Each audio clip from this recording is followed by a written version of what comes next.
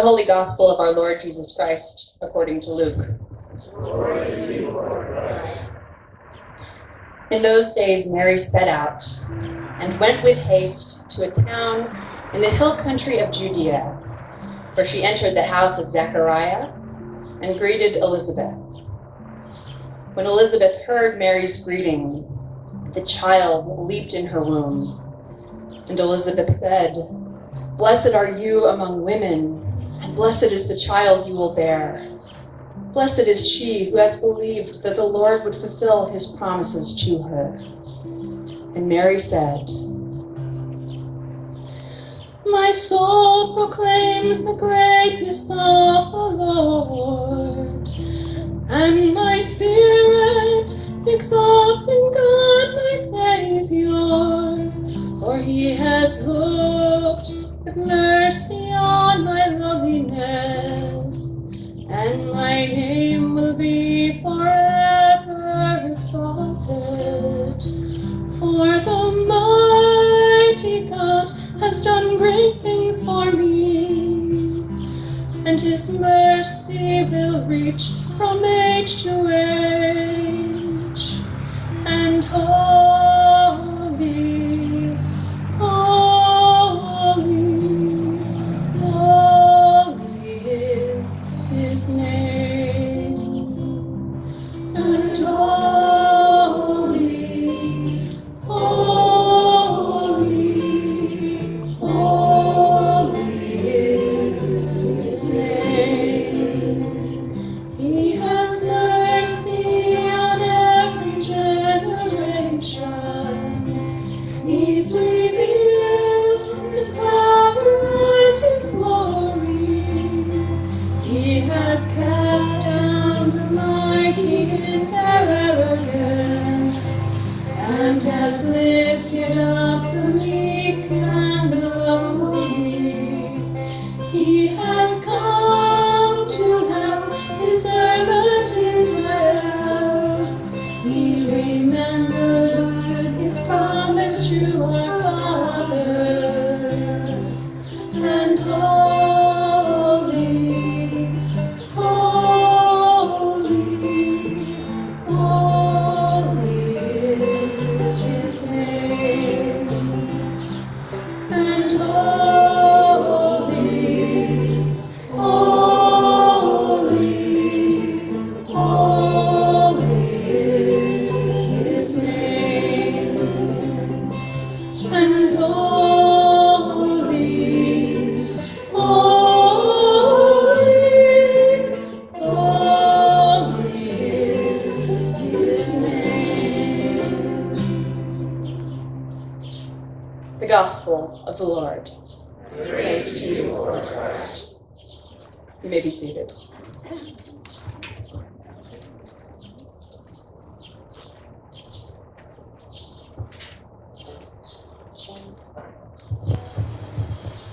Over the past year, I've slowly been reading a book on early childhood development called The Magic Years.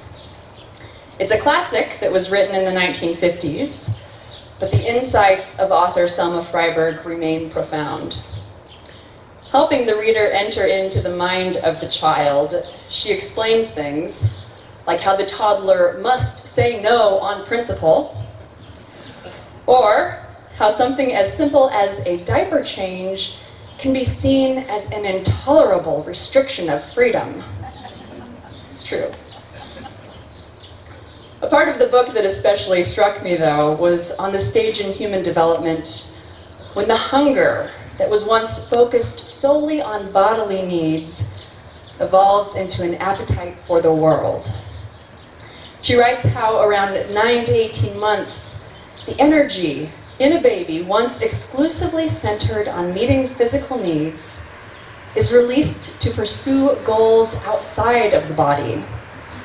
The child, she says, is intoxicated with this newfound world. He devours it with every sense organ. But she goes on to say that this passion for the world is not a given. For it to happen, the child must first experience the love of a mother or the equivalent, who has satisfied his needs in infancy. As she says, the baby is in love with the world he has discovered through his mother's love, and he behaves like those intoxicated lovers in songs and verse who find that the world has been transformed through love, and the most common objects are infused with beauty. Without a doubt, early parental love plays a crucial role in development, and we see this no more clearly than in its absence.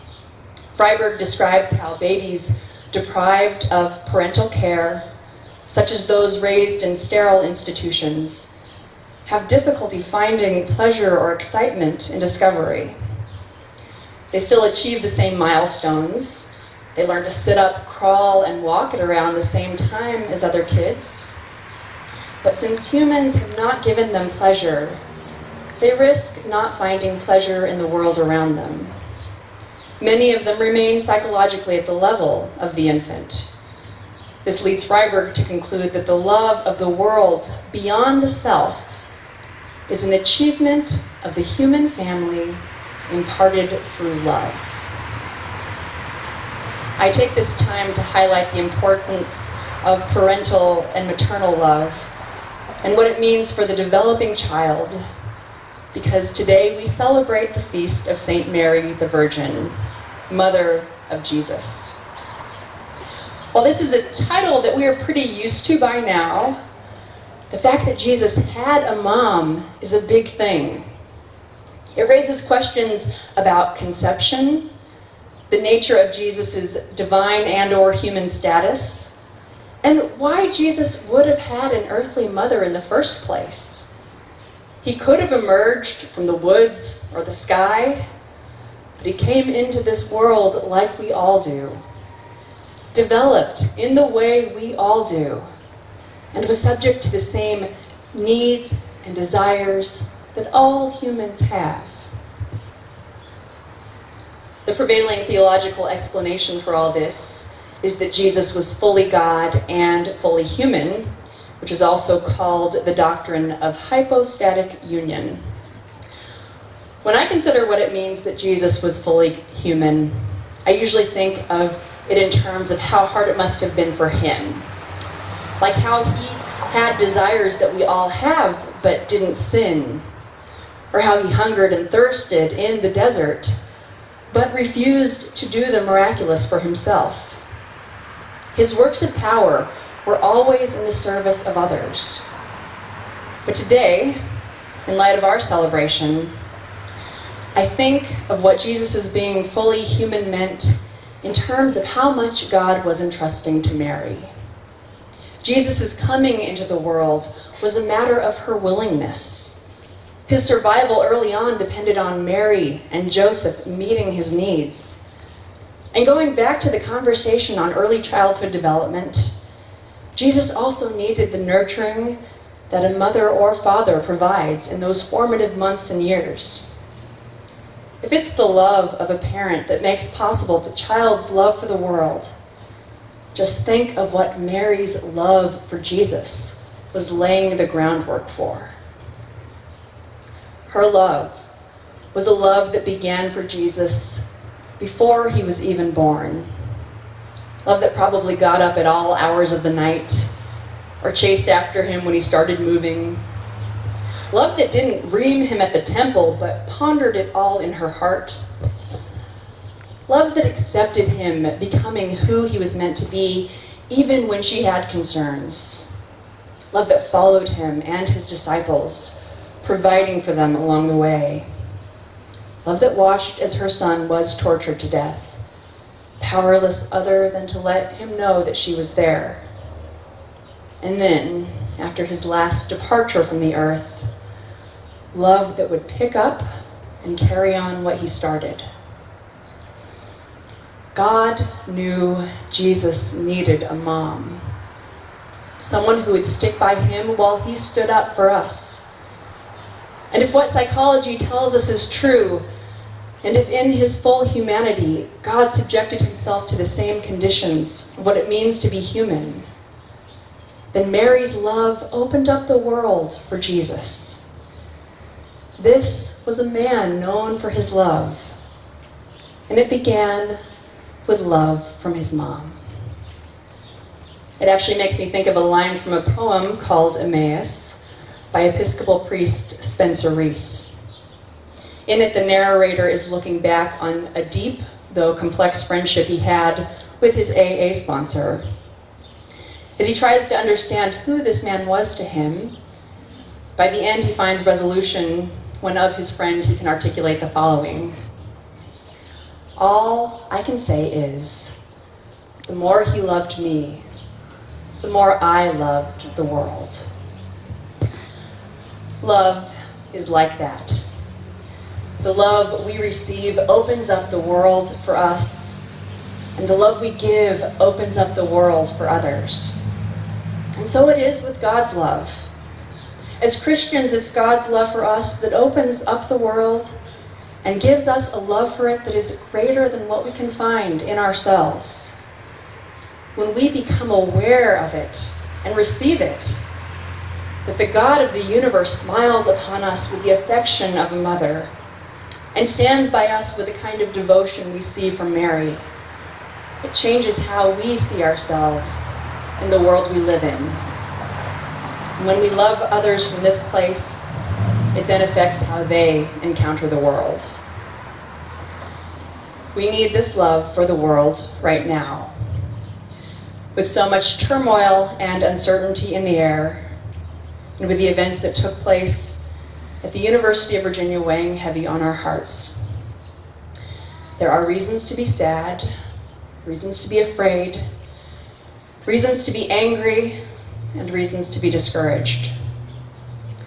But in times like these especially, we need people who will see the world and the people in it, not only with disappointment, despair, or ambivalence, but with passion, affection, and unwavering devotion.